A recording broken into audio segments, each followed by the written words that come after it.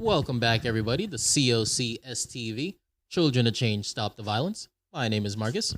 And I am Paul. Welcome back, guys. Welcome back, everyone. For today's Children of Change, Stop the Violence episode, we're going to start with Fed Up. What are we fed up about, and what do we believe could solve that? Oh, yes, sir. I got one that's going to really touch people of my age. Let's put it that way. Okay, I'll let you take the floor. All right, so you're going to let me go today first. All right, we'll do this. My Fed Up is about retirement. Bro, I'm at that age right now. I am 63. I should be retiring in 2 years. I did some research, and according to research, I can't retire until I'm 67. Ain't that a bitch? I don't understand. They said you should be able to retire between 65 and 67.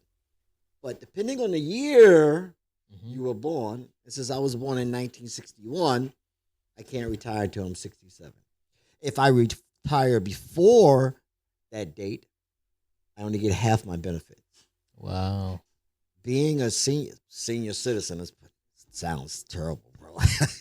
Makes me shake my head and go, God damn, I'm talking about being a senior citizen in retirement. You say all the time that you're an OG, and sometimes OGs, they get older. Man, it's just sad. But the point is, you work your whole life.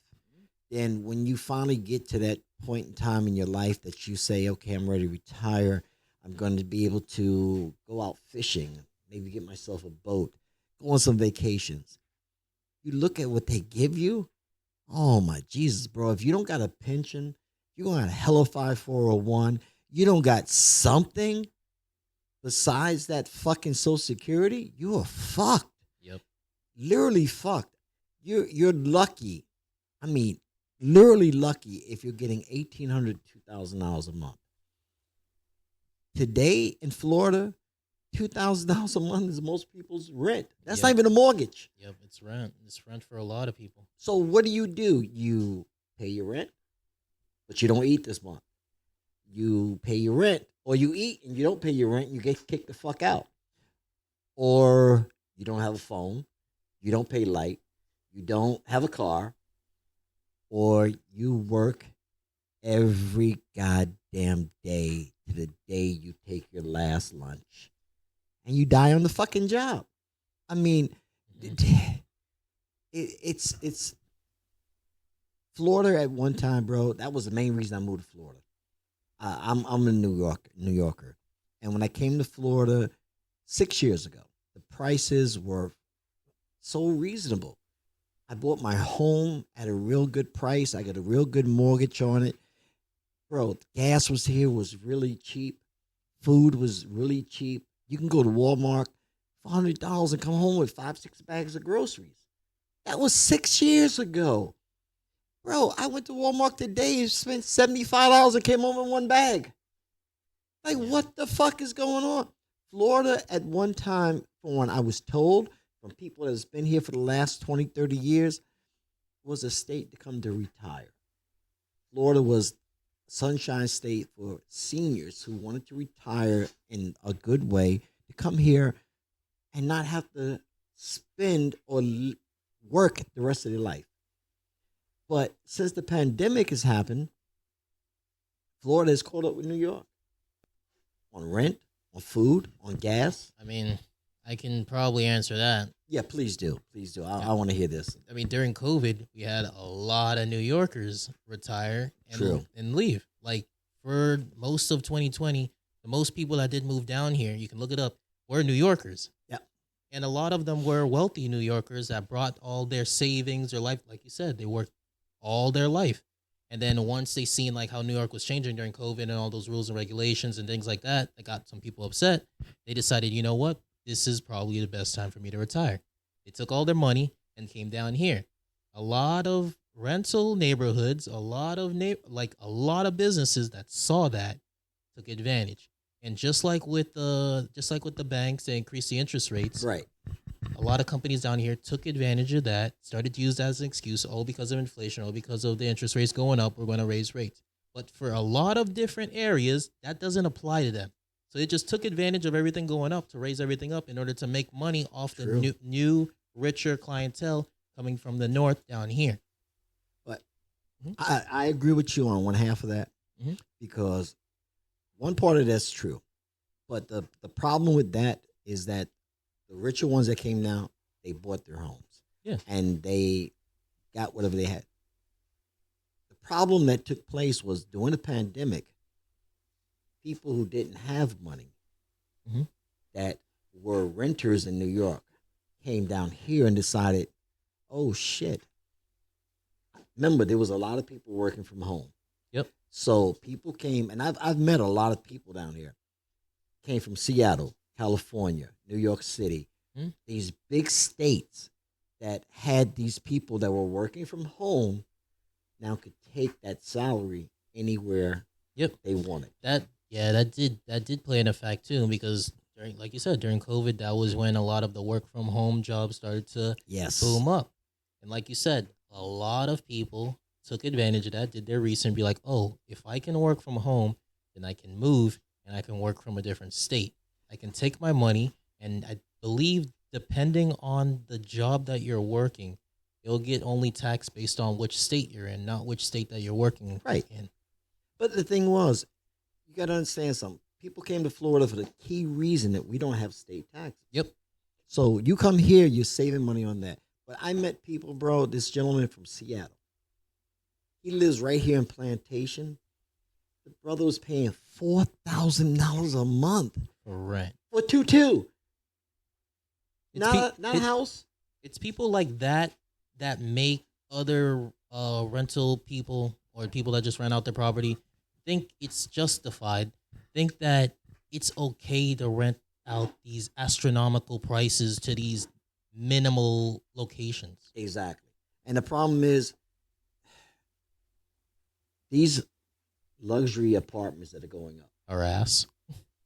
They see the network of what these young people, because no longer they're going after older people. They're going after the younger crowd, Gen X or whoever the fuck they call them now. Mhm. But they're going after them. And this gentleman, bro, he lived on not a penthouse, 10th floor. 10th floor he lived on, paying $4,000 a month. He told me in Seattle he was paying $6,500 for the same size, a That's smaller apartment. Ridiculous. So to him, this was a fucking fine. You know, it was like, oh my God. He was like, bro, I'm saving $2,500. Damn right. And I got all these annuities. But the problem is, these landlords, like you said, saw a golden opportunity. Yep. My stepdaughter, who stays here with me now, bro, she was living in a beautiful beautiful garage downstairs and everything. She was paying like $1,800 a month. Her lease came up. Mhm. They shot it up to almost $3,000 a Yep. month, bro. Double. Because Florida, for you people who don't know, Florida is a no cap state. For those of you who don't know what no cap means that whenever your lease runs out, they can increase your rent as high as they want. Hers went from 18 to 3,000. That's a $1,200 increase. Yep. It's crazy, bro. But to get back to what we were talking about Social Security, for those of you who don't know, do your homework. Make sure you check Social Security before you decide to pull that pen and go, hey, I'm retired. Because if you're retiring at 65, you can't retire to 67, you're getting screwed. They're going to cut your benefits in half. Your medical, your money, everything is going to be cut in half. Just because you retired 2 years early. So do us all a favor, guys. Check it out. That's what I'm fed up about this week. All right. What I'm fed up about, I feel as though a lot of people can relate to that. It's kind of similar to what Paul was saying. I'm fed up about the fact that jobs don't necessarily cater to your employees anymore. Not necessarily cater, but like incentivize them to keep working there. The way they used to. Yeah, they used to, but not anymore. No. These jobs these days, I feel as though they don't care about their employees as much as they did in maybe the early 2000s, the 90s, 80s, and keep going way back. Because there's a lot of people from the past older generation that can attest. There are lots of jobs, even corner stores. That if you worked for 20, 30 years, they would take care of you. You were family to them. And they kept it so that way you know that this is a good company, or you let family Yes. know. And then that's how a lot of these jobs stayed here, stayed relevant. Exactly. They stayed relevant, and they believed in their employees. Right. These days, employees, in my honest opinion, they don't give a fuck about No, you. they don't. The employers don't give a fuck about their employees at all. And for the most part, in their eyes, which partially is true, we are replaceable. And unfortunately, someone's always going to be in a position that they need another job. They need a source of income. But like more and more these days, more of just the young, middle, and older class realize we're more than just a number. We're more than just a worker. We're people, and we're standing up. A lot of people in my career path, in the medical field, or just hospitality, or restaurants, like more people are standing up and taking a stand on we're human beings, and we deserve at least to feel as though we're welcome at our job of employment, and that they, respect us. Right. And it's just so upsetting that you could devote your whole self for work and almost either die on the job or just work into the point of exhaustion, and they're just gonna either blame you for some negativity or fire you or just not give a fuck to really ask what's up. It's so true. And like they wonder why people don't want to stay with work. They wonder why it's hard to hire people. They wonder why people aren't happy at their job. And it's sitting at them in the face. It's looking at them in the mirror. It's your fault. Yes, there's going to be certain people that definitely take advantage of certain jobs, definitely take advantage of, where they're at. Right, of But course. not everyone's like that. And mostly, you're a human being. Yes, you're looking at the employer side. Every job has a person behind it. Right. And if, for example, you were in my shoes and I was disrespecting you the same way that you were disrespecting me, you would feel some type of way too. So don't think otherwise, that just because you're at a position of power doesn't mean like somebody at the bottom is going to be like, hey, I feel disrespected.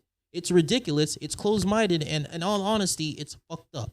One way that we can definitely change this type of aspect that is plaguing our society is instead of using incentives like 401k or certain paid time off or stuff like that, which should be just basic at one point, like cater to the demographic that you're trying to employ. Like if it's like a younger generation, a lot of younger generations would like either A, maternity leave, B, at least some time where they can take time off and really get some mental break. And then also instill certain ways where if they do take that mental break, when they come back, they don't have to get fired. I mean, they don't have to get fired. They don't use that leeway in order to quit. Like there's certain ways that you can incentivize employees to stay at your job while also making sure that they don't take advantage of your job as well.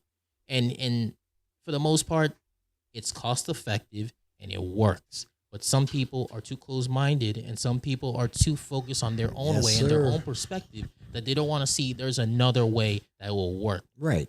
Management, in my opinion, needs to get off their high horse, get off their ass, talk to the people that's on the floor, that's actually doing the work, and see what's going on, what can they do in order to make that job a better atmosphere, either for the employees, the customers that you're serving, or just the overall atmosphere that your job is bringing or your company is bringing. It's not that hard. And a lot of people are too close-minded and, in all honesty, maybe too stupid to realize there's more options. Just be on your high horse and keep directing people what to do. When in all honesty, you're being an ass in regards to that. That's what I'm fed up with. Listen, I gotta ask you: do you think it's a money economical situation that prevents these companies, these management companies, whoever they are, preventing them from being able to give employees these incentives? No, I think that's bullshit. You have companies making $100,000, $200,000, $300,000 a day. Right. And you have certain incentives that you don't need to spend that much money in order to give employees, in order to make them feel welcome. A pizza party every other month is not respectable. telling people that, oh, you're giving them a card or something like that is not showing them that they're appreciated. Actually listen to them, actually understand what they want, and to show them that you're appreciated. The money thing, in all honesty, is just a cop out. Right. It's an honest cop out. And if you value your employees, if it wasn't money thing, then how come in the past when money, especially in like maybe other financial crisis situations, jobs were still being able to incentivize employees Very to true. stay at the job, and all of a sudden now they can't because of money? That's some bullshit. Well, nowadays these big companies, they want to keep more. That's the Exactly. biggest problem. Because let me tell you something. I was speaking to my wife the other day before unfortunately, her company closed down. But they were about to offer a mental health day. Do you think companies should be part of the incentive? Because let's be realistic. In our business, in our industry that Mhm. we work with mental health every single day. Do you? I personally believe, I'm going to ask you, how do you feel about it? That we should deserve at least 1 or 2 days mental health a month. Yeah, I do believe that we, especially as a lot of employers and see how important mental health is, they should offer mental health days. Maybe I wouldn't say fully paid. If you have the hours built up, yeah, you can use those hours for the mental health day. But I don't want that to be to be a cop out for people to use to just call out of work. Right. So I feel as though yes, that should be there, but there should be ways so people can't take advantage. Like make sure it's non-paid. Okay. That way, like people know if it's a mental health day, you're not gonna get paid for this mental health day because it's you trying to get yourself back. It's you needing that break. And I mean, this is just a polar topic, but there has to be certain safeguards where people can't take advantage of something like that. Yes and no, because it's kind of a double-edged sword when you say it that way. Because if I'm taking a mental health day, yes, I need it. A lot of people are going to definitely, we know for a fact, they're going to abuse it. But for those of us who would not abuse it, taking a mental health day, I'm not going to take it if I'm not going to get paid for it. Mhm. If I'm going to lose a day's pay because I'm trying to get my head straight and I'm not going to get paid next week for one of those days that I took off this week, I'm not Mhm. going to do it. So now what happens is whatever shit that's building up in me is Mhm. going to keep building up until I either have a stress breakdown or I have a fucking heart attack or something even worse happens to me because I'm going to keep pushing myself because I can't. I'm a family man.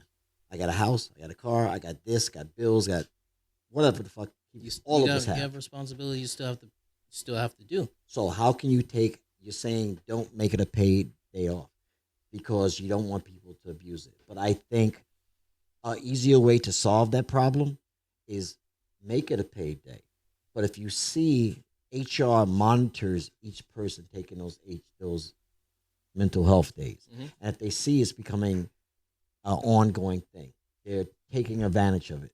Like all of a sudden, this person, like every goddamn month, I got to call out 2 days back to back, or one day this week, one day next week, because so now HR knows this person is now Taking abusing it. advantage. Yeah. So then that person would be like, yo, listen, I'm sorry. You've used up all your mental health days this period, and we're going to cut you off. We're no longer going to pay you for that. So that's just my opinion. I like that. There's a lot of areas that I can definitely improve on, but that's a start. At least Right. offering some mental health days for people that really just take that time, incentivize people to stay, letting them know that they're people. That's what we're fed up. That's what we're fed up about. Yes, sir.